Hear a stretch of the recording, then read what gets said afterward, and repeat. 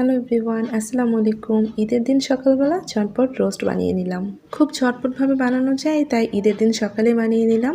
Roast বানাতে অনেক বেশি সময় দরকার হয় না, উপকরণগুলো হাতে থাকলে খুব ঝটপট বানিয়ে নেওয়া যায়। চলুন তাহলে দেখি কীভাবে বানিয়েছি। এখানে আমি সোনালী মুরগি 8 পিস নিয়েছি, তার মধ্যে আমি 1 চা চামচ লবণ দিয়ে দিলাম।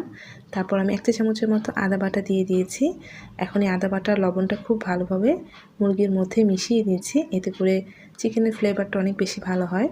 তো চিকেনের সাথে লবণ আর আদাটা ভালোভাবে মিশিয়ে নিয়েছি। এখন আমি চুলায় চলে যাচ্ছি। এর জন্য প্যান বসিয়ে দিয়ে বেশ অনেকটা পরিমাণে তেল দিয়েছি। আমি বেরেস্তা করে নিচ্ছি। এর জন্য বেশ অনেকটা পরিমাণে পেঁয়াজ কুচি তেলের মধ্যে দিয়ে পেঁয়াজ বেরেস্তা করে নিচ্ছি।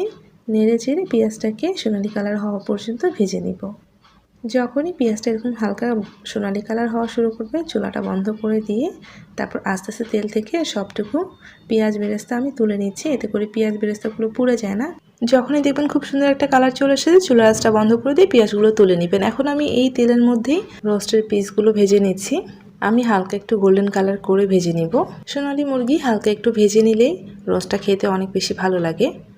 তো এপিট ওপিট করে সুন্দর একটা কালার করে রোস্টগুলোকে ভেজে নিচ্ছি। এর মাঝে আমি 1 টেবিল চামচের মতো ঘি দিয়ে দিলাম। এতে করে রোস্টের ফ্লেভারটা অনেক বেশি ভালো হয়। রোস্টের মধ্যে একটা শাহি ফ্লেভার চলে আসে। তো যখনই চিকেনের গায়ের মধ্যে এরকম একটা সুন্দর কালার চলে আসবে, তখন আমি চিকেনের পিসগুলোকে তুলে নিচ্ছি আর বাকিগুলো এই তেলের মধ্যে ভেজে নিচ্ছি। তো বাকি চিকেনগুলো ভাজা হতে থাক, মশলাটা বানিয়ে নিই। এখানে আমি 1/4 কাপ নিয়েছি পেঁয়াজ বাটা। একটা বাটির মধ্যে 1.5 টেবিল চামচ আদা বাটা নিচ্ছি। আমি 2টা মুরগির জন্য এভাবে নিচ্ছি। তারপরে আমি 1.5 টেবিল চামচ নিয়েছি রসুন বাটা। আদা রসুনের পেস্ট সমান পরিমাণে দিয়েছি।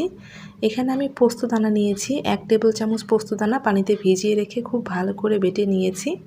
তারপর এখানে আমি দিচ্ছি আধা চা চামচের থেকেও কম শাহি জিরা বাটা অল্প পরিমাণে দিয়েছি, এতে করে রোস্টের ফ্লেভারটা একদম বিয়েবাড়ির স্বাদেই হবে। 1/4 কাপ দিয়েছি টক দই।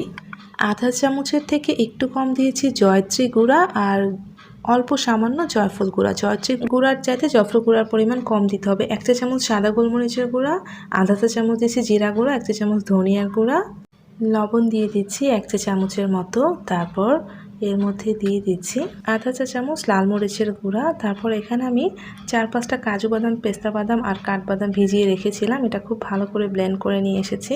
আপনারা যে কোনো একটা বাদাম বাটা দিয়ে এটা করতে পারেন। এতগুলো বাদাম বাটা যে লাগবে তা না, তবে 4-5টা বাদাম বাটা একসাথে দিলে ফ্লেভারটা অনেক বেশি ভালো হয়। তো সব কিছু এখন ভালোভাবে মিশিয়ে নিচ্ছি। তো মশলাটা এভাবে রেডি করে নিলে রোস্ট বানাতে খুবই কম সময় লাগে। খুব ভালো করে মশলাটা মিশিয়ে নিয়েছি। আর এইদিকে আমার সবগুলো চিকেন খুব সুন্দরভাবে ভেজে নেওয়া হয়ে গিয়েছে। তো সবগুলো চিকেন আমি ভেজে তুলে নিয়েছি। এখন এই তেলের মধ্যে আমি দিয়ে দিচ্ছি 4টা দারচিনি মিডিয়াম সাইজের।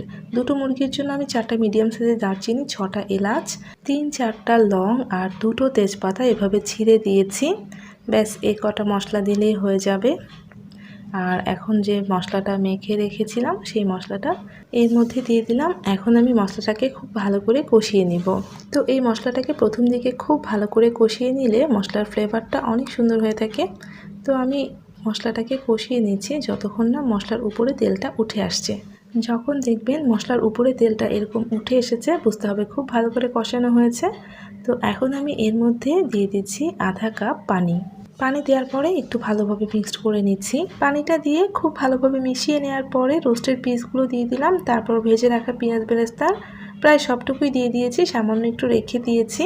তারপর এর মধ্যে আমি 1 কাপ পরিমাণে দুধ দিয়ে দিলাম।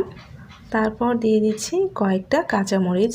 এখানে আমি 7-8টার মতো কাঁচামরিচ দিয়েছি। আর দিয়েছি 3 টেবিল চামচের একটু বেশি টমেটো সস। আপনারা পুরো 1/4 কাপ দিতে পারেন, কারণ টমেটো সসটা দিলে রোস্টের ফ্লেভারটা একদম বিয়েবাড়ির মতোই হয়ে থাকে। তো সব কিছু দেওয়া শেষ। এখন আমি খুব ভালো করে নেড়ে চেড়ে আবারও কিছুক্ষণ চিকেনটাকে কষিয়ে নিব। এই কষানোর কারণেই রোস্টটা খেতে অনেক বেশি ভালো হয়।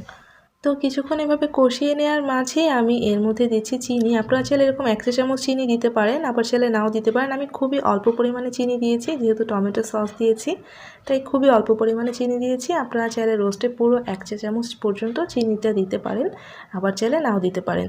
তো খুব ভালো করে এখন নেড়েচেড়ে রোস্টটাকে কষিয়ে নিচ্ছি। আর কষাতে কষাতে দেখবেন রোস্টটা প্রায় হয়ে আসবে। তো খুব ভালো করে কষিয়ে নিয়েছি, দেখেন তেলটা কিন্তু গা থেকে ছেড়ে দিয়েছে।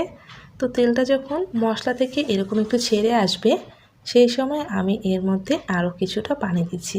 মানে এখানে আমি 1 কাপ পরিমাণে পানি দিয়েছি, যেহেতু এখন আমি রোস্টের গ্রেভি রেখে দিব তার জন্য 1 কাপ পরিমাণে পানি দিয়েছি। আর পানিটা দেওয়ার পরে খুব ভালো করে একটু মিক্সড করে নিয়ে কিছুটা পেঁয়াজ বেরেস্তা উপর দিয়ে ছিটিয়ে ঢেকে রাখছি।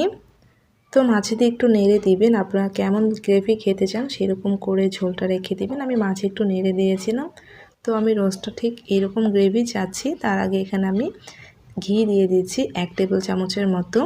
তো ঘিটা দেওয়ার পরে আমি এখন ঢেকে দিব। অবশ্যই নামানোর আগে ঘিটা দিবেন, তাহলে রোস্টের মধ্যে একটা শাহি ফ্লেভার পাবেন। একটু নেড়ে দিচ্ছি, আর নেড়ে দিয়ে আমি এখন আবারও 2 মিনিটের জন্য ঢেকে দিব, যাতে ঘিয়ের ফ্লেভারটা খুব ভালোভাবে ছড়িয়ে পড়ে। জাস্ট 2-3 মিনিট ঢেকে দিলে হবে, বেশি সময় ঢেকে রাখতে হবে না। 2-3 মিনিট পরে দেখবেন যে এরকম দারুণ একটা কালার চলে এসেছে।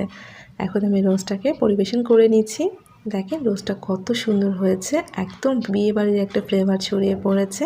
ঈদের পরে কয়েকটা দিন তো মোটামুটি সবার বাড়িতেই মেহমান আসবে। তো মেহমানদের জন্য খুব ঝটপট বিয়েবাড়ির সাথে এভাবে রোস্ট বানিয়ে নিতে পারেন। বিশ্বাস করুন খুব তাড়াতাড়ি বানিয়ে নেওয়া যায় আর একদম বিয়েবাড়ির ফ্লেভার হয়। আশা করছি রোস্টের রেসিপিটা সহজ আর ভালো লেগেছে। সবাইকে ঈদের শুভেচ্ছা জানিয়ে বিদায় নিচ্ছি। সবাই ভালো থাকবেন। আল্লাহ হাফিজ।